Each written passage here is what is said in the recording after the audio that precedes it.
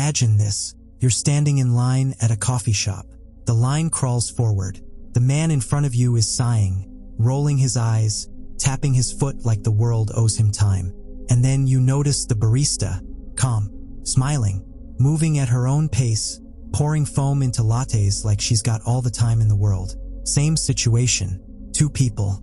One is furious. The other is at peace. Why? Because one is trying to control what can't be controlled. The other has already let go. And that's the secret Mel Robbins calls the let them theory. 2 words, just 2. Let them.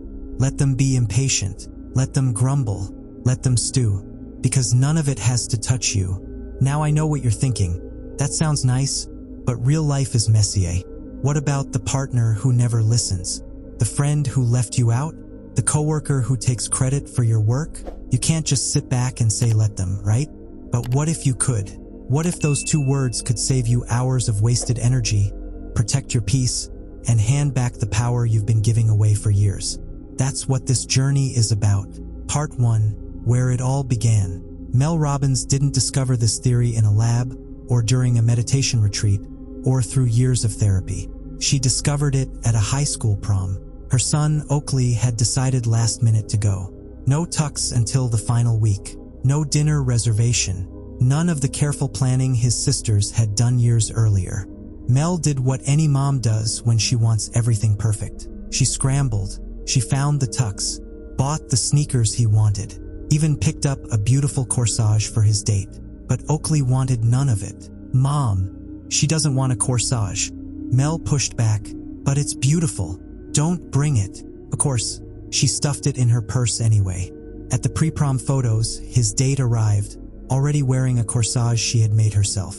When Mel pulled out the florist's creation, the girl politely slid it onto her other wrist. Oakley shot his mom the look.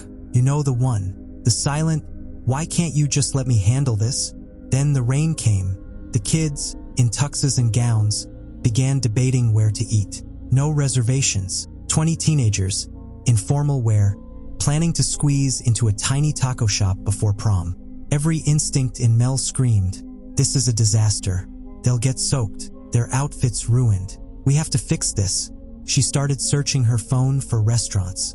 That's when her daughter Kendall pulled her aside, looked her in the eye, and said, Mom, let them get wet. Let them ruin their sneakers. Let them eat tacos in their prom dresses. It's their night, not yours. And in that moment, something inside Mel softened. The tension dissolved, and the let them theory was born. Part 2, why it works. Here's the truth. We spend most of our lives trying to control the uncontrollable. We replay conversations, wondering if we said the right thing. We tiptoe around family to avoid judgment. We overextend ourselves at work to please a boss who's never satisfied. And still, someone is disappointed. Still, someone criticizes. Still, it's never enough. Because no matter how hard you try, you will never control another person. Their thoughts, their moods, their choices. The only person you can control is you. That's the genius of let them. It cuts the cord between what others do and how you feel. Your coworker interrupts? Let them. Your mom makes another passive-aggressive comment? Let her. A stranger cuts you off in traffic? Let them. You're not saying their behavior is okay. You're saying, that belongs to them, not me. And in that separation, you reclaim your peace. Part 3, the missing half. But here's the twist. Let them alone isn't enough. If all you ever do is let people mistreat you, let people disappoint you, let people ignore your needs, what happens? You risk drifting into superiority or isolation. Fine, let them be terrible. I don't need anyone. That's not freedom. That's loneliness. The missing half is just as important. Let them be who they are. And let me choose my next step. Let me set a boundary. Let me redirect my energy. Let me leave if I need to. Let me focus on what matters. This is the power move. Because while you can't control them, you can always control what you do next. Part 4, putting it into practice. Let's explore how this works in real life. Stress. Most stress doesn't come from events. It comes from resisting events. Traffic isn't stressful. Wishing it would move faster is. Deadlines aren't stressful. Thinking this shouldn't be so hard is. Family drama isn't stressful. Believing they should act differently is. Every should is a fight with reality. And every fight with reality you lose. What if instead you whispered, let them? Let traffic be slow. Let deadlines be tight. Let family be who they are. Then ask, let me what? Let me breathe. Let me do my best. Let me stop wasting energy fighting the uncontrollable. Opinions. How much of your life has been shaped by what other people think? You didn't wear the outfit you loved. You stayed in the job longer than you wanted. You kept quiet in the meeting, all because of opinions. But here's the thing, people will think what they want anyway. You can't control it, so why live as if you can? Next time you feel judged, remind yourself, let them think what they think. Let them disapprove. Let them gossip. Their opinion doesn't pay your bills. Their opinion doesn't live in your body. Their opinion doesn't walk in your shoes. Only you do. Comparison. You scroll Instagram. Friends on vacation. Coworker gets promoted. Neighbor remodels their kitchen. And suddenly you're spiraling. Why not me? Why am I behind? The let them theory says, let them. Let them travel. Let them succeed.